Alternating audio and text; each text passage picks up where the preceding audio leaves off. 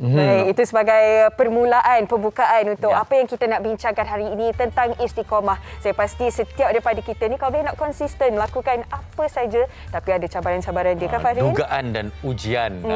Okey, jadi pada hari ini kita bersama dengan tetamu kita melalui panggilan talian video. Kita bersama dengan Ustaz Muhammad Hanafiah Abdul Malik, seorang pendakwah bebas yang dah lama tak bersama dengan kita. Assalamualaikum Ustaz. Rindu dekat Ustaz ni. Apa khabar? Waalaikumsalam warahmatullahi wabarakatuh. Alhamdulillah saya sihat walafiat. Alhamdulillah. Kami pun seronok bila dapat berjumpa dengan Ustaz walaupun dalam talian Ustaz. Ya, saya insya-Allah. Okey, sebelum ringkas tentang khabar Ustaz. Ustaz kita tahu ramai tahu seorang cancer survivor, cancer fighter. Jadi bagaimana keadaan berpuasa di bulan Ramadan ni Ustaz? Dalam keadaan bulan Ramadan kali ini, alhamdulillah tak seperti Ramadan yang lepas. Saya dah lalui kanser ni 5 tahun. Dan alhamdulillah saya dapat lalui macam manusia biasa. Alhamdulillah, walaupun saya perlu makan ubat 3 kali satu hari, alhamdulillah waktu sahur saya makan dan waktu berbuka makan dan tengah malam makan sikit, saya dapat laluinya. Dan setakat ni tak ada satu hari pun yang saya tinggalkan. Saya terus istiqamah dalam ibadah puasa. Alhamdulillah. Itu yang memang kita nak dengar. Memang kena dengan apa yang kita nak bincangkan hari ini Ustaz, sebab walaupun setiap kita ada cabaran masing-masing kan. Okey, jadi sebagai permulaannya, sebagai pemahaman biasa kan, istiqamah ni konsistensi, maksudnya kita maintain saja, sentiasa buat, tak ada naik turunnya. Tapi cukup mencabar sekali Ustaz. Tapi apa yang perlu kita faham tentang konsep istiqamah ni Ustaz? Istiqamah maknanya berterusan. Berterusan memperbaiki diri daripada jahat kepada baik, daripada baik lebih baik. Contohnya istiqamah dalam bulan Ramadan ini, kita ada dua. Satu berpuasa dan memperbaiki diri. Yang keduanya mengaji Al-Quran. Inna anzalnahu fi lailatul qadar. Sesungguhnya Al-Quran itu diturunkan pada malam Lailatul Qadar. Dan kemudiannya, kenapa dalam bulan Lailatul Qadar, pada malam Lailatul Qadar? Sebab malam yang terbaik. Dalam bulan Ramadan, bulan yang terbaik. Al-Quran, kitab yang terbaik. Untuk umat yang terbaik. Dan kemudiannya, kita tengok satu ayat Al-Quran, surah Al-Baqarah 183. Ya ayyuhalladzina amanu, kutiba alaikumusiyam, kama kutiba alal ladzina min qablikum la'allakum tattaqun. Wahai orang-orang beriman, telah diwajibkan kepada kamu berpuasa sebagaimana umat terdahulu agar kamu bertakwa. Bertakwa umat Nabi Muhammad SAW yang terbaik, manusia yang terbaik adalah manusia yang bertakwa. So, kita nak jadi orang yang istiqamah untuk menjadi orang yang bertakwa. Sebelum pergi jauh, apa makna takwa? Nak jadi orang yang baik. Takwa ni maknanya cinta. Kita bercinta dengan Allah. Allah letakkan cinta Allah dalam hati kita. Salah satunya Al-Quran duduk dalam hati kita. Cinta ni pula dia ada 3 T. Takut tapi taat. Orang yang bertakwa, dia takut Allah meninggalkannya. Dia takut Allah membencinya. Dia takut Allah murka padanya. Begitu juga dengan taat. Taat ni, dia suka gembirakan Allah. Dia gembirakan Allah dengan amal soleh, dengan mengaji Al-Quran. Ada ulama, kita pernah dapat surat cinta. Farhin lagi banyak dapat surat cinta. Surat cinta ni, Farhin, seronok baca. Dulu. So, ada orang tulis surat cinta, Assalamualaikum, kehadapan adinda yang kanda rindui. Maaf andai warkahku ini mengganggu nafasmu. Dinda-dinda, kanda tak lelapkan mata kerana terbayang senyuman dinda. Makan tak lalu, tidur tak lena, mandi tak basah. Habis tulis surat cinta, pantun. Pecah kaca, pecah gelas.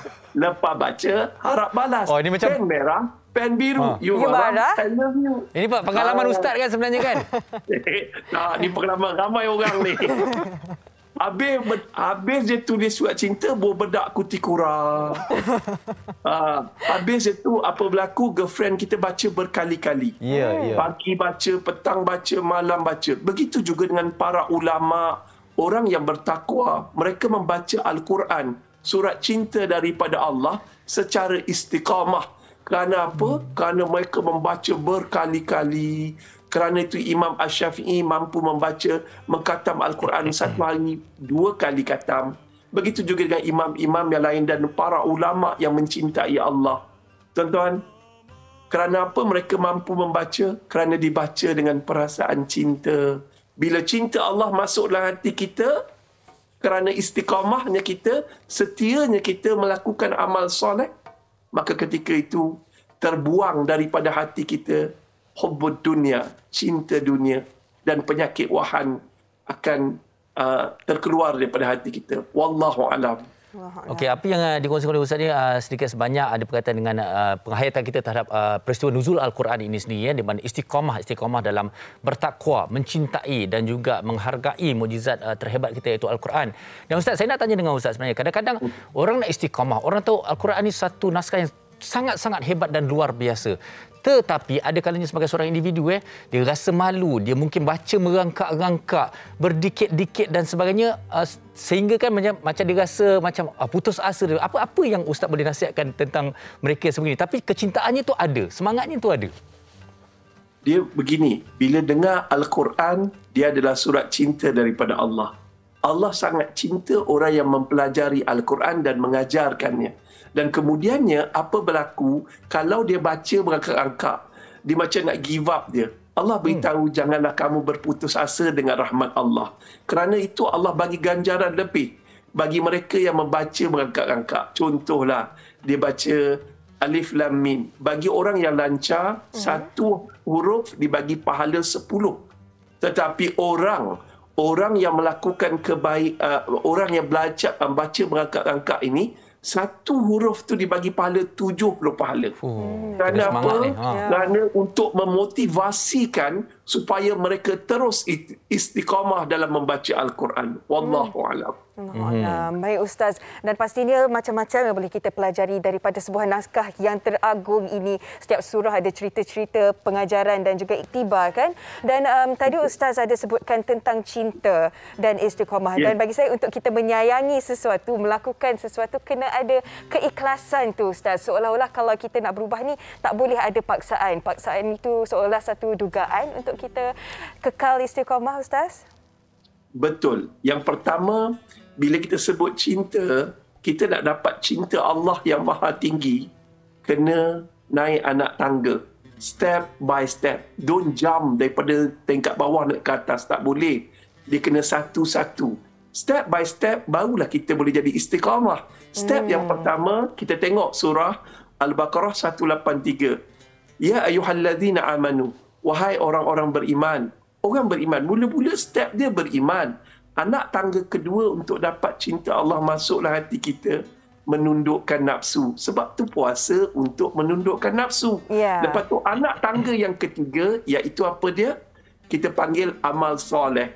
Amal soleh ni adalah bunga-bunga, hadiah-hadiah kita bagi pada kekasih kita, iaitu Allah. Dan yang keempat adalah istiqamah. Istiqamah ni maknanya berterusan. Kalau kita mampu berpuasa dalam bulan Ramadan, kita mampu berpuasa 6 hari di bulan Syawal, itu makna istiqamah. Kita mampu solat sunat dalam bulan Ramadan, kita mampu solat sunat di luar Ramadan, itu maknanya istiqamah. Dia berterusan untuk memperbaiki diri, barulah dapat jadi orang yang bertakwa. Wallahu a'lam. Maknanya apa juga amalan kita bulan Ramadan ni, kita kena sambung di luar bulan Ramadan, insya-Allah. Masya Allah, terima kasih kita ucapkan kepada Fiza Sabjahan dan juga rakan wartawan kami Ain atas laporan yang disediakan itu. Dan saya kira sebenarnya satu bingkisan yang cukup indah, yang bukan saja untuk mereka yang berada di sana, tapi satu yang menjentik hati kita sendiri sebenarnya, Hawa. Ya, betul. Fahrin, yang mendapat perhatian saya juga ialah sokongan orang sekeliling, keluarga dalam kita nak berubah menjadi yang lebih baik.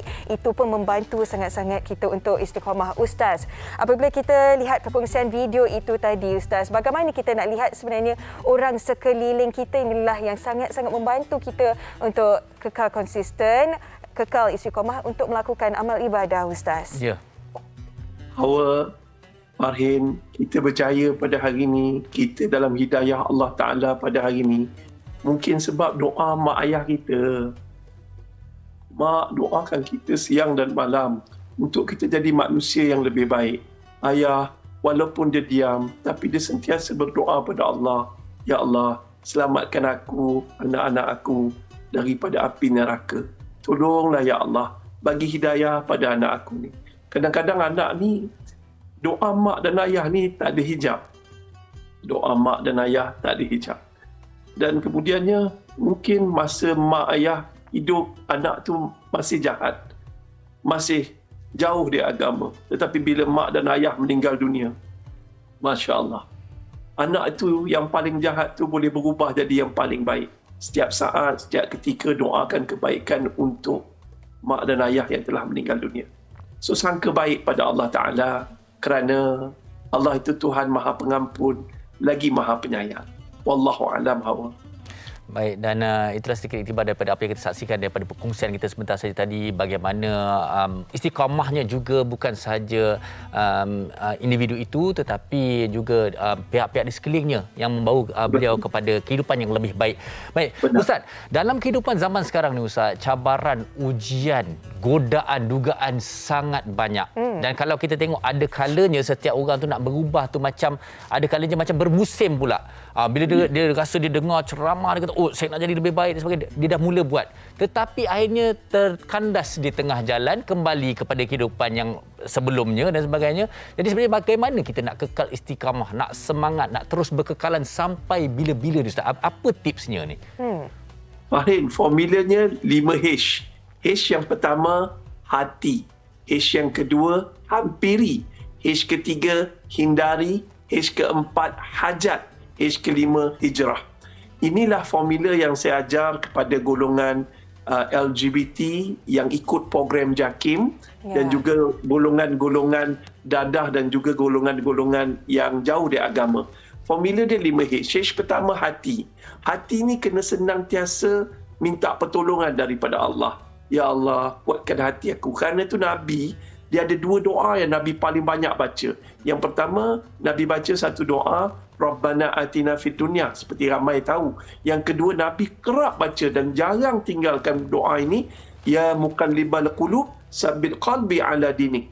Wahai Tuhan yang membolak-balikkan hati, kekalkan hati atas agama ini. Kita kena banyak doa supaya kita rasa kita lemah. H yang kedua apa dia? Iaitu hampiri orang-orang soleh, hampiri orang-orang yang positif, hampiri orang-orang yang berjaya, hampiri orang baik-baik, kita jadi baik.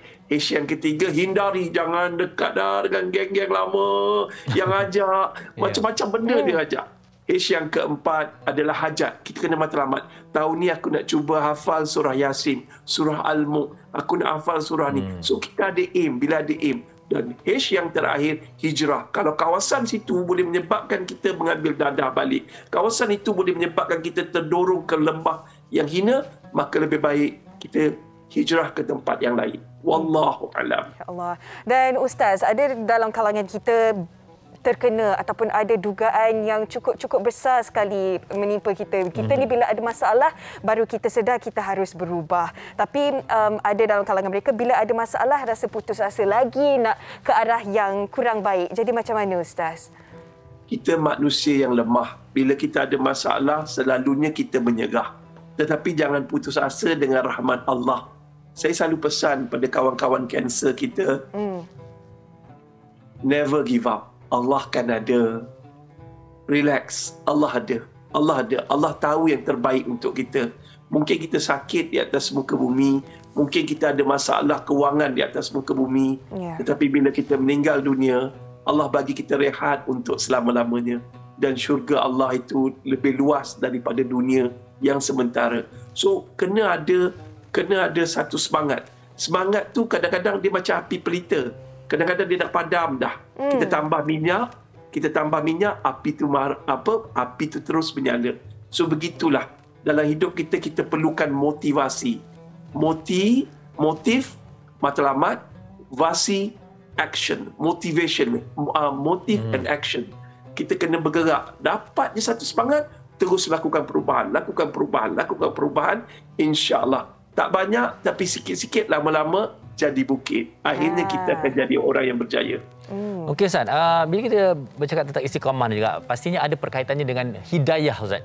kan dengan hidayah. Okey. Jadi hidayah ni kita selalu tahu hidayah adalah hak milik Allah dan ada kalanya orang yang dinasihati, orang yang diajak walaupun kadang-kadang diri kita sendiri ini seolah-olah macam dirasakan tak bertemu lagi dengan hidayah tu. Jadi sebenarnya bagaimana untuk kita mencari hidayah dan terus memegangnya, Ustaz? Pertama, kalau kita tengok bagaimana Saidina Umar, orang yang asalnya tak boleh dengar nama Nabi, cita-citanya ingin membunuh Nabi. Tetapi bila dapat tahu adiknya memeluk Islam, dia terus ke rumah adiknya dan bila dengar adiknya membaca wahyu Allah, surah Taha ayat 1 hingga 5, hatinya diketuk hidayah. Hatinya masuk cahaya Allah. Dan akhirnya berubah daripada membenci Nabi kepada orang yang kekasih Nabi. Yang dikebumikan sebelah kubur Nabi. Kemudiannya tuan-tuan dan puan-puan, ada juga orang dia kata hidayah tak sampai lagi. Seru belum sampai lagi. Sebab tu aku tak berubah. Satu hari nanti tak berubah. Orang yang macam ni dia mencipta alasan yang diilhamkan oleh syaitan. Kenapa? Kita tak tahu sampai bila kita hidup. Entah esok, entah lusa. Berapa ramai telah jadi bukti dalam dunia orang yang lebih rendah usia daripada kita telah meninggal kita. Telah meninggal dunia. Dan meninggal, mati bukan berakhir sebuah kehidupan, tetapi bermula kehidupan yang baru. Al-Quran telah menceritakan semua ni. Semua ni dah cerita. Sebab tu wahyu pertama, Iqra, baca. Siapa baca, dia akan maju.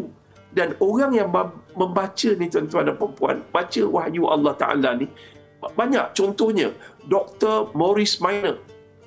Dia ni pakar dalam dunia perbandingan agama. Tetapi akhirnya memeluk Islam.